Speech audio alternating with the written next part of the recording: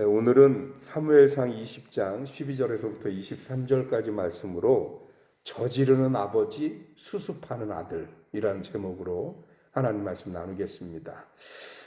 제목만 가지고 좀 뭔가 느낌이 있지 않으시나요? 집안에도 보면 그런 사람들이 있어요. 엄마들이 그런 말 많이 하죠. 야, 어지르는 사람 따로 있고 치우는 사람 따로 있냐? 뭐 이런 얘기 많이 하는데, 근데 따로 있는 거 맞는 것 같아요. 오늘 성경에 보니까 그래요. 사울 임금이 그 아들 요나단, 딸 미갈 여러 사람들을 힘들게 하고 있잖아요, 지금.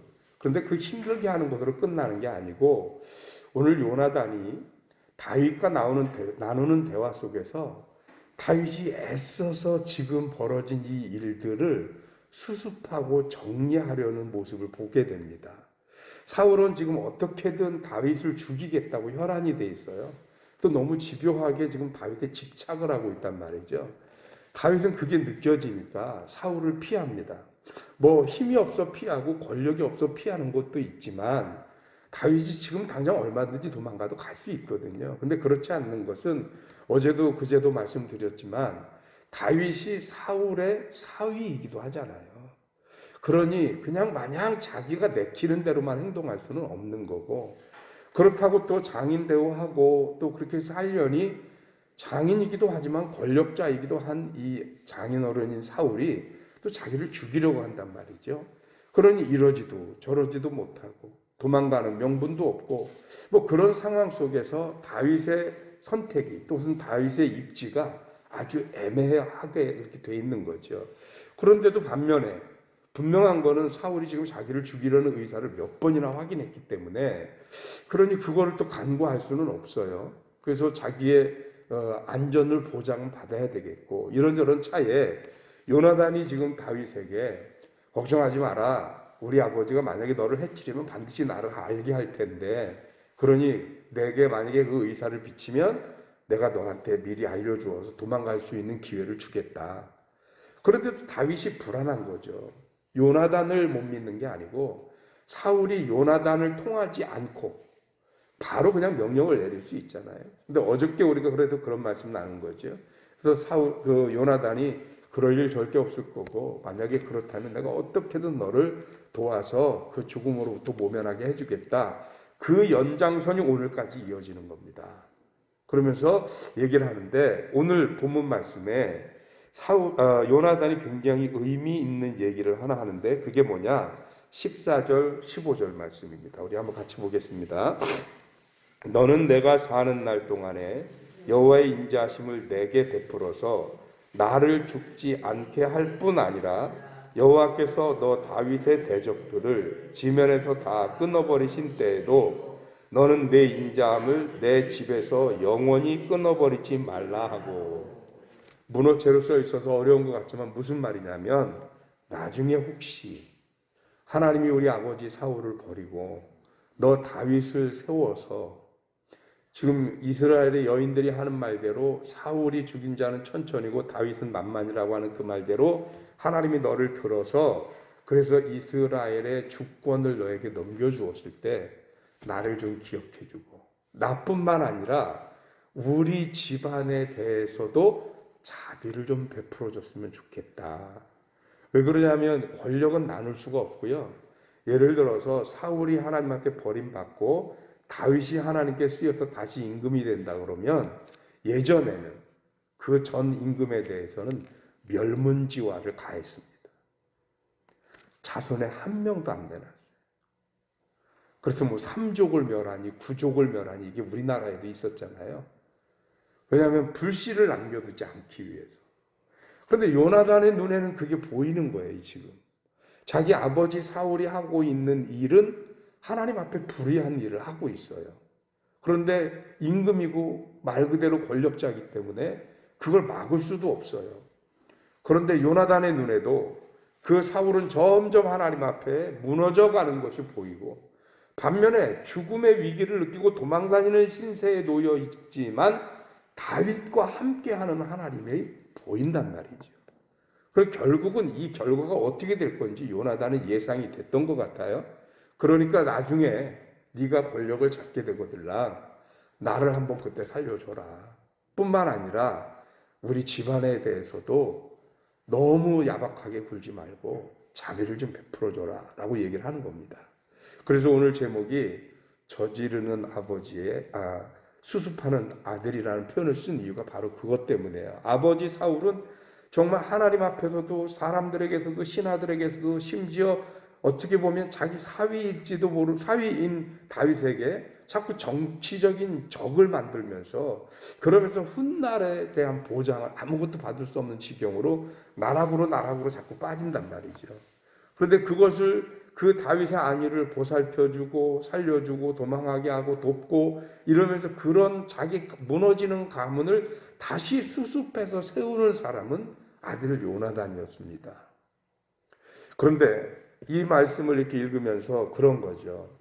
아니 진짜로 왜 저지르는 사람 따로 있고 수습하는 사람 따로 있나? 집에서도 늘 어지르는 사람은 따로 있고 치우는 사람은 왜 따로 있나? 억울한데 저도 그런 생각 해보거든요. 저도 개인적으로 겪으면서 어떤 모종의 단체들이나 아니면 우리 지방도 지방 같은 경우 이렇게 보면 늘 저지르는 사람이 저지르고 수습하는 사람이 수습. 이게 따로 이렇게 정해진 것 같아요. 그 역할처럼. 그러면 수습하는 사람이 좀 억울하지 않을까? 이런 생각도 들을 수 있거든요. 그런데 한편 그렇게 생각해 보는 거죠. 만약에 저희가 우리 집안으로 볼 때 누구는 치우고 누구는 어지르고 이러는데 만약 치우는 사람이 한 명도 없다. 다 어지르기만 한다. 그럼 어떻게 될 것 같아요? 집안이. 가끔 텔레비전에 나오죠. 온갖 쓰레기 다 갖다 모으는 사람들. 그 집들 보면 쓰레기가 어쩌면 조그만 연립주택에서 쓰레기가 막 10톤씩 나와요. 사람이 들어가 앉을 수 없을 만큼 막뭐 폐 물건들을 수집하는 그런 사람들 보거든요. 그 집이 왜 그렇게 됐을까?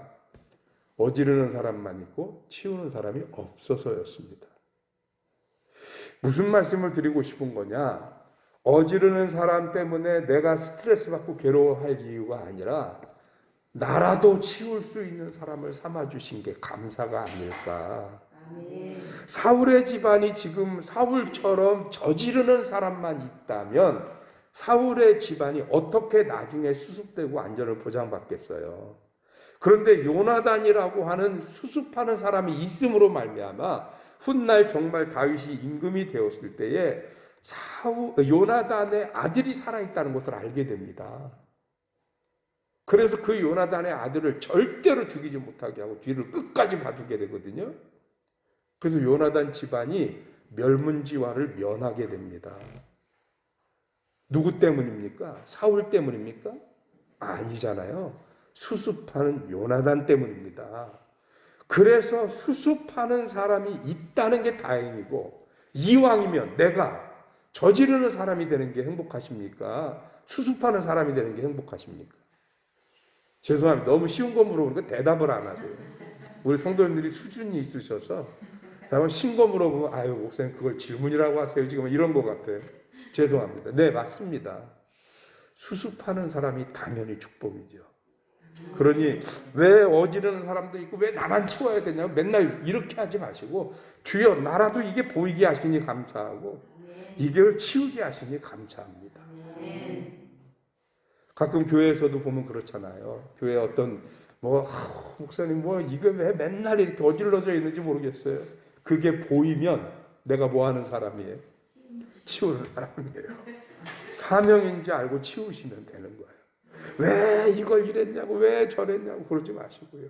저도 교회 화장실을 우리 교인들만 쓰는 게 아니고 이게 큰 길가에 있다 보니까 지나가는 사람들이 많이 써요.